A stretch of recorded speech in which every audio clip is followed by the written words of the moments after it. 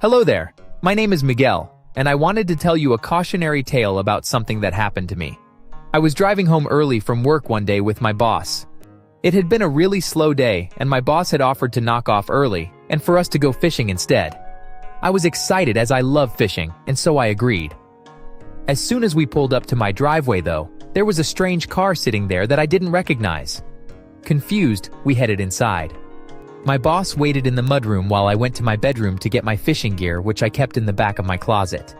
As soon as I walked into the bedroom, I saw someone jump out of the window, and then I saw my wife lying naked on our bed.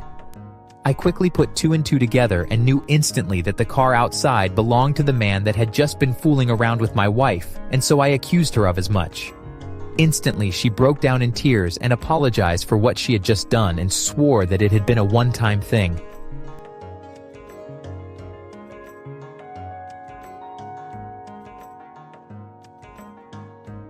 I'm so sorry. I don't know what I was thinking, but I swear that I will never do it again. You're the one that I love and want to spend the rest of my life with. Please forgive me. I didn't know what to do. She did sound truly apologetic, and she appeared to be remorseful for what she had done. I wanted to believe her, as I still loved her as well. Was this truly the one and only time that he was here? And do you swear that this will never happen again? Of course, my love. I don't know what I was thinking. I just met him today, and I swear that this will never happen again. Angrily, I told her that I needed to go for a drive and clear my head, but that I would be back much later. Apologetically, I told my boss what I had just witnessed, and that I was no longer in the mood to go fishing. He of course understood and offered for us to go back to his house and watch a soccer game. Anything to help get my mind clear. Gratefully, I accepted, and we drove off across town to his place. Once we got there, we went inside and began watching our favorite team playing when his wife came home. She was 9 months pregnant and had just come from an appointment. Oh, hi, Miguel. I didn't expect to see you two so soon. What happened to the fishing trip?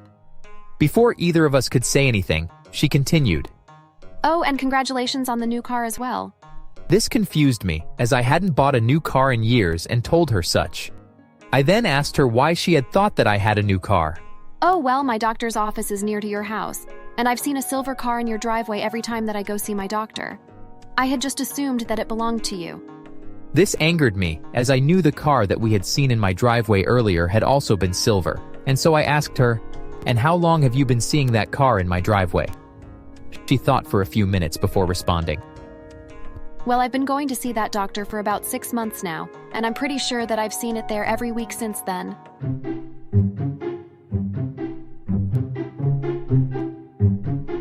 I knew that she was telling me the truth and that my wife had lied to me.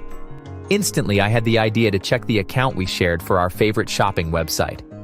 You see, it kept track of all the things we have ever bought and when we had purchased them as well.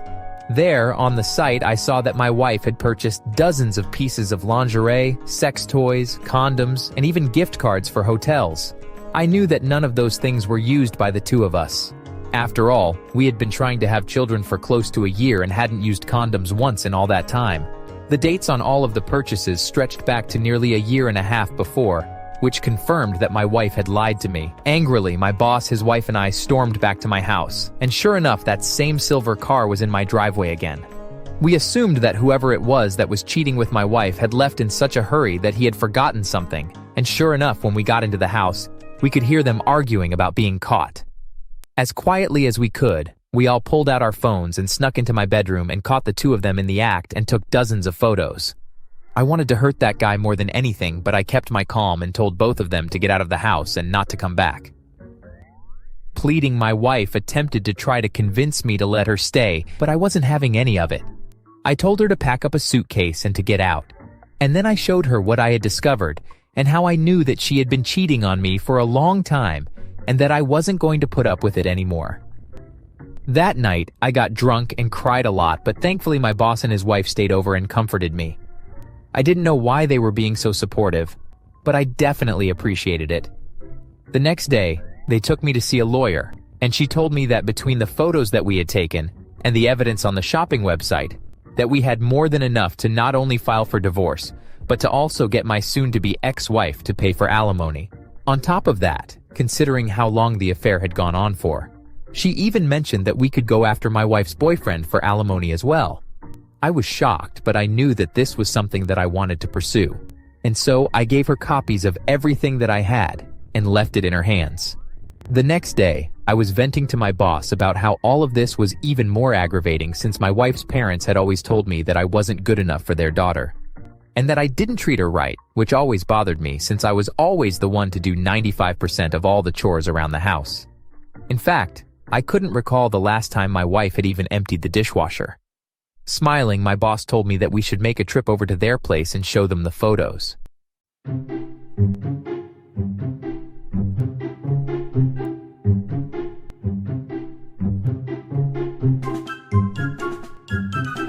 Maybe it wasn't the right thing to do, but we did just that. At first, when I showed up, they were dismissive and treated me like they always did, acting as if I was below them. But then when I produced the photos and receipts of all the things my wife had bought, they quickly shut up and became despondent. After a few minutes, they were in tears and began apologizing for how they treated me over the years. It felt great to have them apologize and for them to know the truth about their daughter. Not long after that, my divorce was finalized, and my lawyer was true to her word. She ended up getting me alimony from both my wife and her boyfriend, and with my wife no longer in the picture. That money did wonders for me to reestablish my life. She had always been someone to spend far too much. Our bank account would grow, and then she would go on a spending spree, and the account would hemorrhage money until I begged her to stop. But now with her gone, and with her and her boyfriend paying me alimony, I was finally able to not only build up my bank account, but to also do a lot of overdue repairs on the house.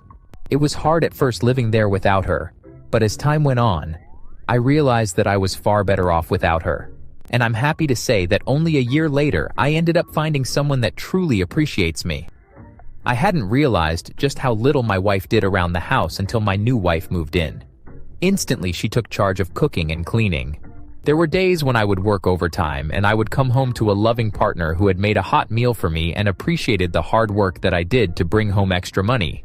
She even worked a part-time job on top of that so that we could afford to go on holidays from time to time. It was truly a blessing to have someone that did half the chores around the house and treated me like a king, while I treated her like the queen that she is. Thanks for watching. Like, share, and subscribe.